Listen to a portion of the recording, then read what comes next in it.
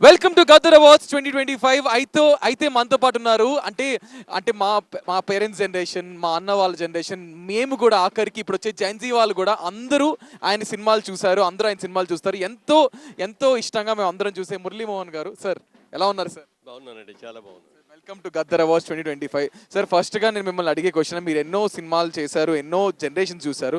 So ఇప్పుడు మన government ఇలాంటి ఒక జోష్, ఒక మంచి పుష్ ఇస్తుంది ఆర్టిస్ట్కి, టెక్నీషియన్స్కి, మన తెలంగాణ గవర్నమెంట్. దాని మీద మీ అభిప్రాయం ఏంటి?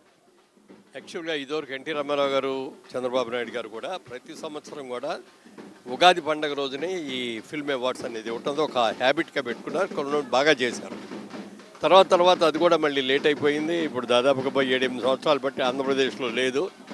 లాస్ట్ ఇయర్ వరకు తెలంగాణ రాష్ట్రం వచ్చిన కాడి నుంచి లాస్ట్ ఇయర్ వరకు మొత్తం అన్నీ కూడా ఒకే సంవత్సరంలో క్లియర్ చేశారు రేవంత్ రెడ్డి గారు.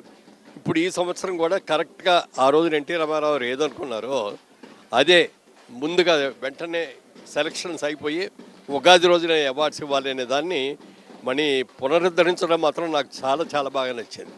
ఎందుకంటే ఎవ్రీ ఇయర్ ఇలాగే ఉగాది రోజున సినిమా పండగ జరగాలి. ఒక పండగలా, ఒక అందరినీ సినిమాలో పంచిన అందరూ కలిసిన రోజు. అవును, అది ఇదివరకు నుంచి కూడా అలాగే జరుగుతుంది. ఇప్పుడు కూడా అలా జరగాలని కోరుకుంటున్నా. ఇదే సందర్భంగా నేను ముఖ్యమంత్రి గారికి నా విన్నపం ఏమిటంటే, సినిమాల్ని తెలంగాణ గద్దర్ అవార్డ్స్ అని స్టార్ట్ చేశారు, వెరీ గుడ్.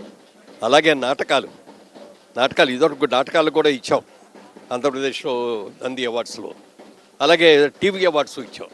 ఇవాళ సినిమా ఎంత పాపులర్గా ఉందో టీవీ కూడా అంత పాపులర్గా ఉంది. కాబట్టి టీవీ అవార్డ్స్ని, నాటకాల అవార్డ్స్ని కూడా రివైవ్ చేసి దానికి వేరే డేట్స్ పెట్టి, అన్నీ ఒకసారి కుదరదు కాబట్టి ఉగాదికి ఫిల్మ్ అవార్డ్స్ ఇచ్చి తర్వాత 2 అకేషన్స్లో ఆ 2 కూడా ఇస్తే బాగుంటుందండి.